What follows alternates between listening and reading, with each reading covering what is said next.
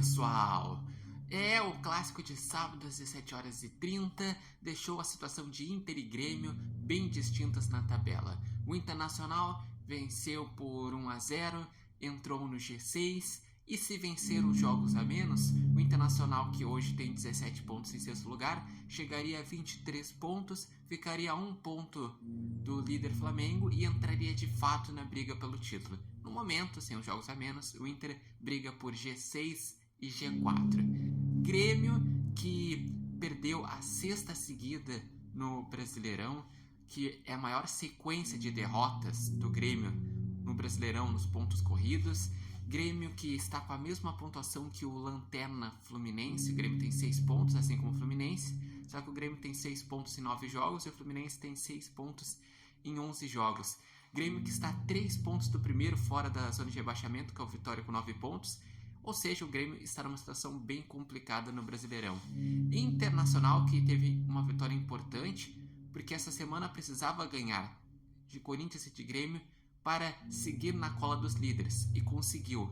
Inter, que conseguiu ganhar o terceiro Grenal seguido, e o terceiro Grenal seguido com o Kudê, que na primeira passagem tinha 2 empates e 4 derrotas, nessa segunda passagem tem 3 vitórias em Grenal. E também o Internacional, que voltou a vencer como visitante em Grenal no Brasileirão depois de 18 anos. A última vez tinha sido em 2006, 1-0, gol do Yarley. E dessa vez, novamente, foi 1-0, só que foi 1-0, gol contra do Gustavo Martins. E quanto ao Clássico Grenal, foi aquilo que eu projetei no debate de sexta-feira do meu canal.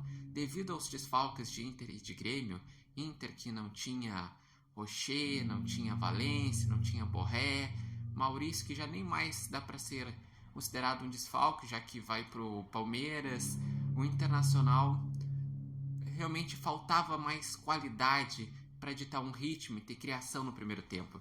O grande destaque do primeiro tempo do Internacional era o Wesley, mas teve a boa notícia que começou com Alan Patrick nesse jogo, que ajudou bastante a ditar o ritmo.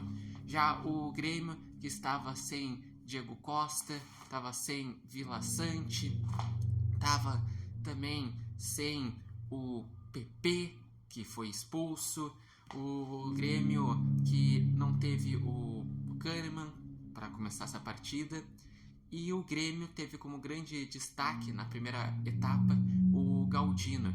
Mas o torcedor gremista em geral gostou da escalação inicial, pois o Grêmio não inventou no meio de campo, jogou Dodi e Carbacho. Dodi, que está sendo o principal destaque do meio de campo do Grêmio, desde que o Vila Sante está desfalcando.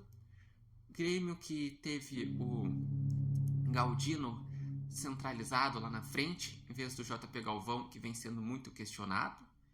E o Grêmio realmente ele mostrou nesse jogo, e vem mostrando nos últimos jogos, a importância que tem que contratar jogadores. O Grêmio é o pior ataque do Brasileirão, porque realmente faltou ter pensado em melhores opções.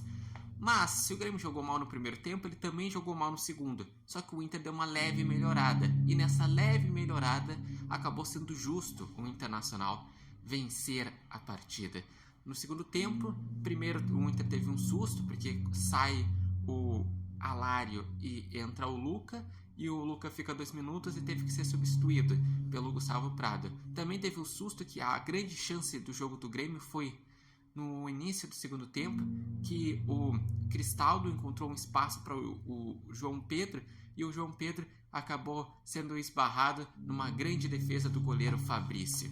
E depois que entra Arangues, o Internacional começa a ditar o ritmo, faz um gol após uma boa assistência do Alan Patrick para Vitão. Vitão cabeceia, desvia em Gustavo Martins, que faz o gol contra, e ainda teve o Grêmio que fica tenso depois do gol, e teve um lance que bateu 2 vezes na trave e uma defesa do Marquezin, que foi um lance que poderia ter dado 2-0 para o Internacional, mas 1-0 ficou de bom tamanho.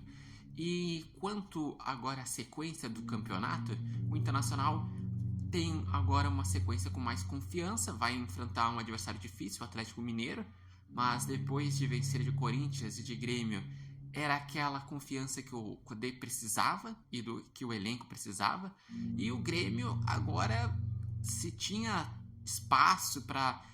não sei se ainda é muito cedo. Agora o sinal de alerta tá ligadíssimo. O Grêmio tem confronto direto contra o Atlético Goianiense, depois vai enfrentar o Fluminense. O próprio Renato na coletiva disse que se ele não está agradando, ele deixa o cargo à disposição.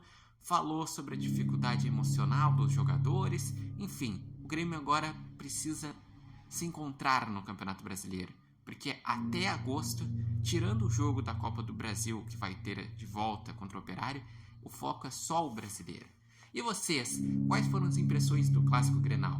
Deixem os seus comentários aqui e não se esqueçam de acompanhar o Repórter Matheus Wolff no TikTok, no Instagram e no canal do YouTube Repórter Matheus Wolff.